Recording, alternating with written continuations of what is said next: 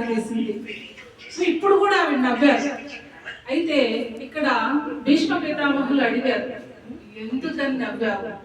ఇంతమంది ఇంత చక్కగా ధర్మోపన్యాసం పెట్టుంటే నువ్వు ఎందుకు నవ్వావు అంటే ఆవిడ అడిగింది, మీరు ఇన్ని ధర్మోపన్యాసాలు చెప్తున్నారు కదా, నిండు సభలో నన్ను తీసుకొచ్చి వస్త్రాపహరణం జరుగుతుంటే న్యాయం చెప్పమని ధర్మం చెప్పమని అడిగితే మీరు ఒక్క మాట కూడా అప్పుడు మాట్లాడలేదు, అది గుర్తుకొచ్చి నేను నవ్వుతున్నాను అని అన్నారు. మరి మీరు ఇప్పుడు ఎందుకు చెప్తున్నారు, ఆ రోజు ఎందుకు చెప్పలేదు అంటే అప్పుడు ఆయన చెప్పారట, అమ్మా నేను తింటున్నటువంటి ఆహారము అధర్మ మార్గంలో సంపాదించి దుష్టత్వంతో ఉన్నటువంటి దుర్యోధన దుశ్శాసన దుష్ట చతుష్టయం వాళ్ళ దగ్గర ఆ తిండి నేను తింటున్నాను కాబట్టి నాకు ఆ రోజు ఈ ధర్మోపన్యాసాలని గుర్తుకు రాలేదు అని చెప్పాడు. ఇప్పుడు అందుకని ఆధ్యాత్మికంగా ఎవరైనా ఎదగాలి అనుకుంటున్నారు అంటే తీసుకునే ఆహారము సరి అయిన విధంగా ఉండాలి అని మనకి చెప్తున్నారు గురువులైనటువంటి వారు. అందుకే పిఎస్ఎస్ఎం మూమెంట్లో ఎందుకు ఆహారానికి అంత ఇంపార్టెన్స్ ఇచ్చారు? మరి అందరూ వచ్చిన వెంటనే మాస్టర్స్ అవుతున్నారంటే ముందు ఆహారం విషయంలో చాలా జాగ్రత్తలు అనేటువంటివి మనకి ఇక్కడ చెప్పబడుతున్నారు. కాబట్టి మనం ఆహారానికి ప్రాధాన్యతనివ్వాలి ఎవరైనా ఆధ్యాత్మికంగా ఎదగాలి అనుకున్నప్పుడు.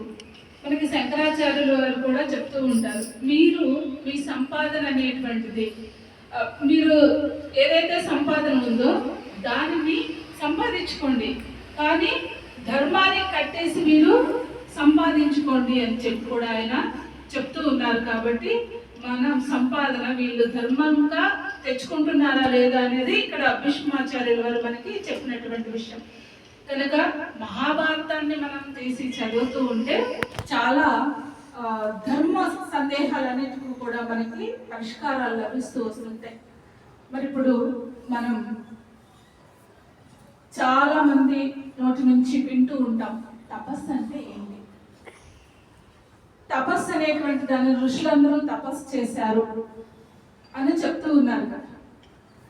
ఆ తపస్సును గురించి భగవద్గీతలో కృష్ణ పరమాత్మ 3 శ్లోకాల్లో చెప్పారు తపస్సు అంటే ఏమిటి అనేది. ఎందుకు దానికి అంత ఇంపార్టెన్స్ ఇచ్చారు అంటే ఒక మనిషి యొక్క నిత్య జీవితంలో అతను ఆధ్యాత్మికంగా ఎదగాలి అంటే దీనిని గురించి మనం తెలుసుకోవాలి. తపస్సు అంటే ఏదో వేడిని పుట్టించటం కాదు, మనిషిలో దివ్యత్వం వైపుకు నడవాలి అనేటువంటి ఆ వేడిని పుట్టించడమే తపస్సు ఇక్కడ. అయితే కృష్ణ పరమాత్మ భగవద్గీతలో 17వ అధ్యాయంలో 14, 15, 16 ఈ 3 శ్లోకాల్లో తపస్సు అంటే ఏంటో చెప్పాడు. ఏం చేస్తే తపస్సు అవుతుంది? మామూలుగా మనం తపస్సు అంటే ఏమనుకుంటాం, కాషాయ వస్త్రాలు ధరించి గడ్డం పెంచుకొని ఇంకా నామాలు పెట్టుకొని ఎక్కడో ఒక నది ఒడ్డున కళ్ళు మూసుకొని కూర్చోవటం తపస్సు. ఋషులందరూ ఇలా తపస్సు చేశారు, జడలు కట్టేటట్టు తపస్సు చేశారు, లేకపోతే వాళ్ళు ఇంకా పుట్టలు పెరిగేటట్టు తపస్సు చేశారు అని చెప్తూ ఉంటారు మనకి. శారీరకంగా తపస్సు చేసినట్లట. మరి ఇప్పుడు దేవతలను పూజించడం అంటే ఏంటి? ఫస్ట్ ఆయన చెప్పడానికి ఉపనిషత్తుల ప్రకారం దేవతలు అంటే ఎవరు మీకు అందరికి తెలుసు కదా. దేవతలు అంటే ఎవరు, ఏం చెప్పగలుగుతారు? సో మీ ఐడియా ఎట్లా ఉంది? ఎవరు? అంకమ్మ తల్లి, ఎల్లమ్మ తల్లి, ఇలా ఆయన వాళ్ళ గురించి చెప్పలేదు అక్కడ. దేవతలు అంటే మనల్ని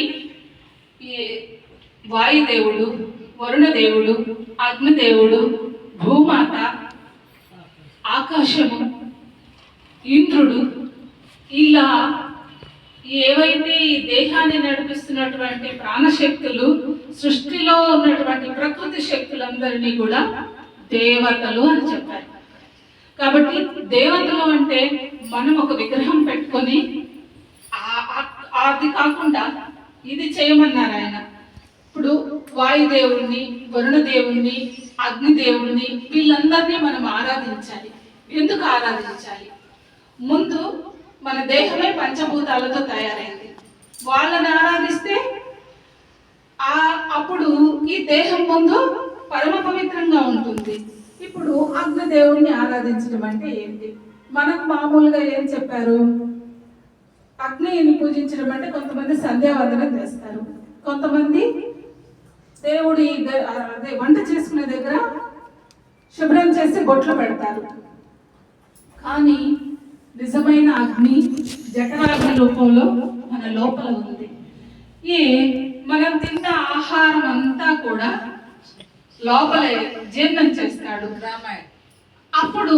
ఇప్పుడు మనం ఏదంటే అది లోపలేసేస్తే ఏమవుతుంది?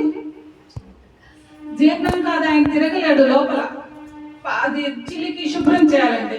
కాబట్టి ఇప్పుడు నువ్వు అగ్నిదేవుని పూజించడం అంటే